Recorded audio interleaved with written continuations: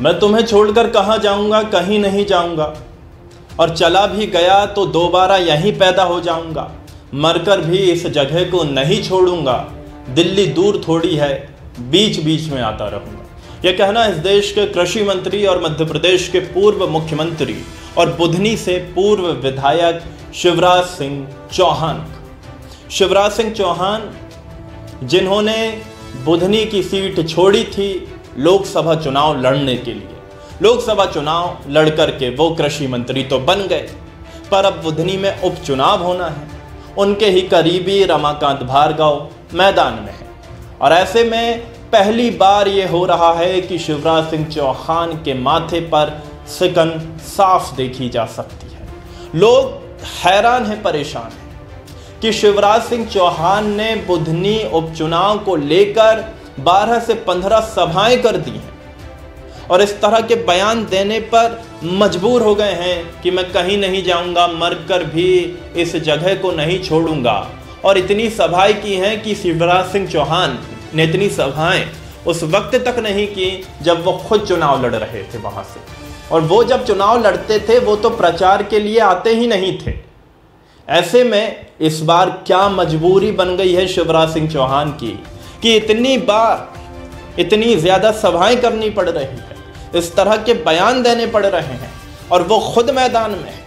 उनके बेटे कार्तिकेय सिंह चौहान मैदान में है, मध्य प्रदेश के मुख्यमंत्री मोहन यादव मैदान में हैं, और भारतीय जनता पार्टी के तमाम दिग्गज मंत्रियों को उपचुनाव के लेकर के उतरना पड़ रहा है, जिसको लेकर के कहा जाता था, और वो भी बुधनी जैसी सीट पर जो कि लगातार भारतीय जनता पार्टी का गढ़ रही, जहां से शिवराज सिंह चौहान ना सिर्फ जीतते हुए आए बल्कि भारी बहुमत के साथ में लगातार जीत हुई है। पर इस बार पूरी की पूरी सरकार चुनाव प्रचार में जुटी है, और मनाया जा रहा है, जनता को मनाया जा रहा है हाथ जोड़ करके कि मान जाइए और बीजेपी के पक्ष में मतदान करिए।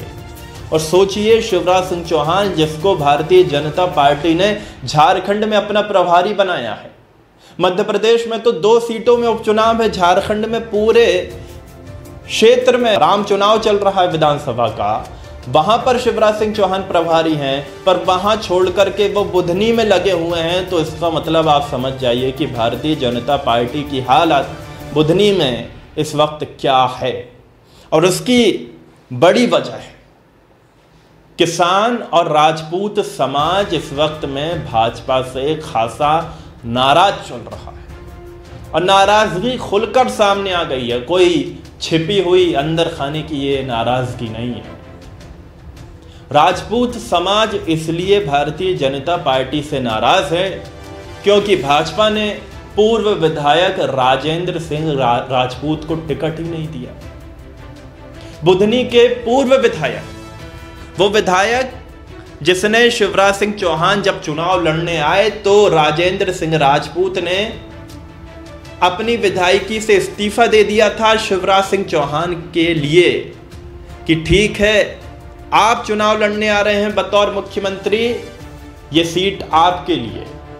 पर आज क्या हुआ, जब शिवराज सिंह चौहान ने इस सीट को छोड़ा तो कायदे से तो उन्हीं को टिकट मिलना चाहिए था, राजेंद्र सिंह राजपूत को, क्योंकि उनके ही छोड़ने पर तो शिवराज यहां से विधायक बने थे।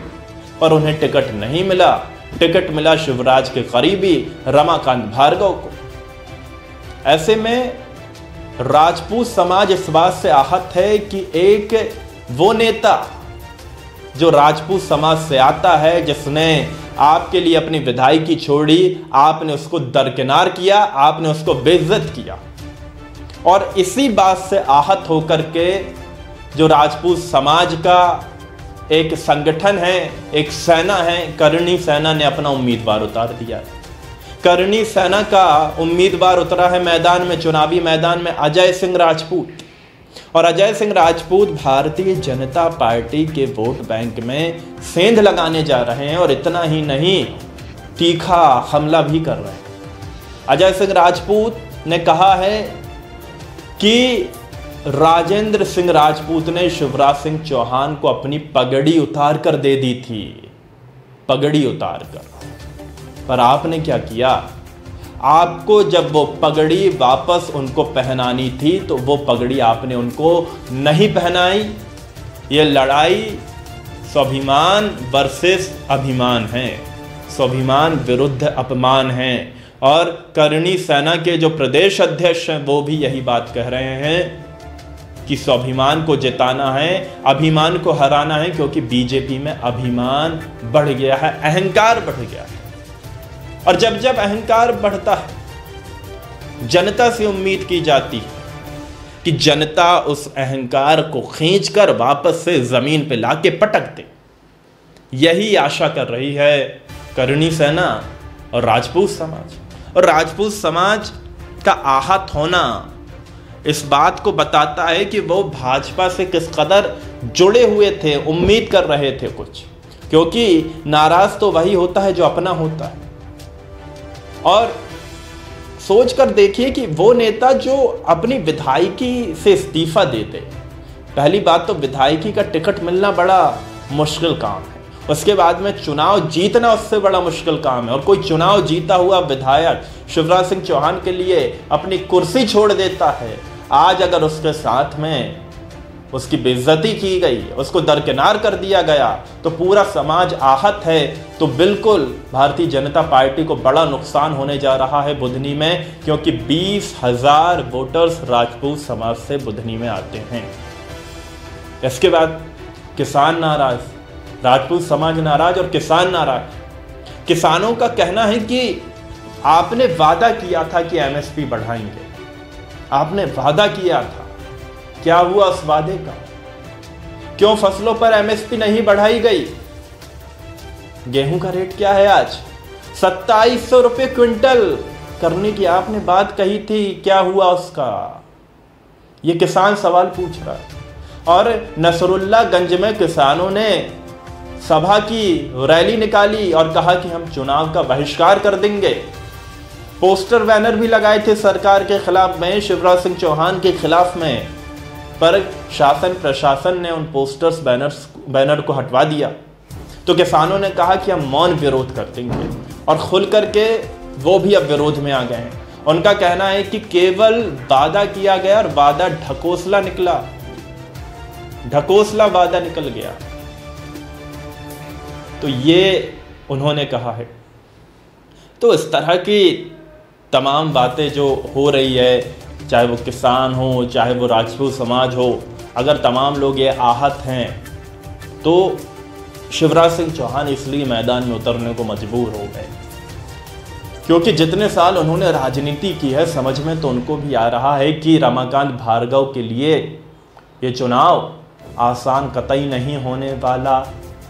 किसान नाराज, राजपूत समाज नाराज, और वहाँ कांग्रेस ने जो उम्मीदवार अपना दिया है राजकुमार पटेल, वो जाना पहचाना चेहरा है वहाँ की जनता के लिए।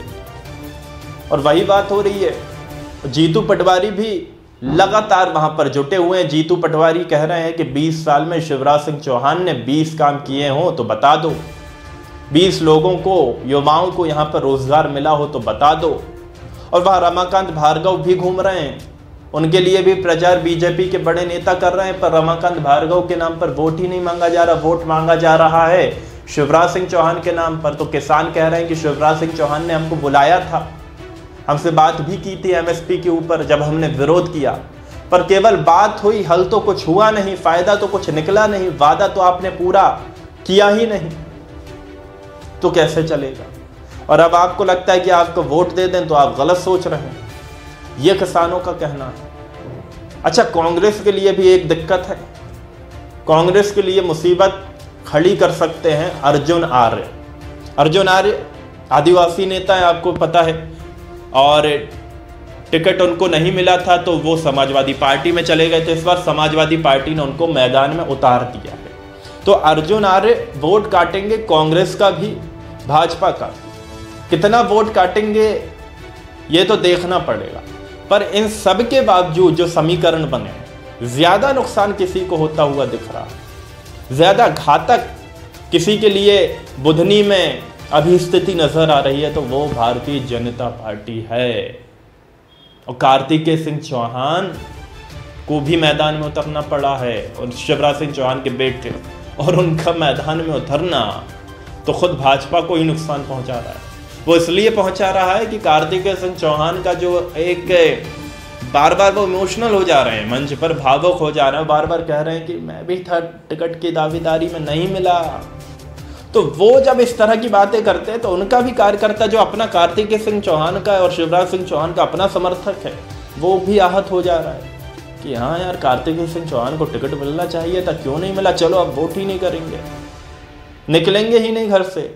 और मैं कह रहा हूँ कि कांग्रेस के पक्ष में वोट जाए या भाजपा का जो मतदाता अगर वो घर से ही नहीं निकलेगा, घर पे ही बैठा रहेगा, तो कांग्रेस तो बड़ी लीड लेकर के जाएगी।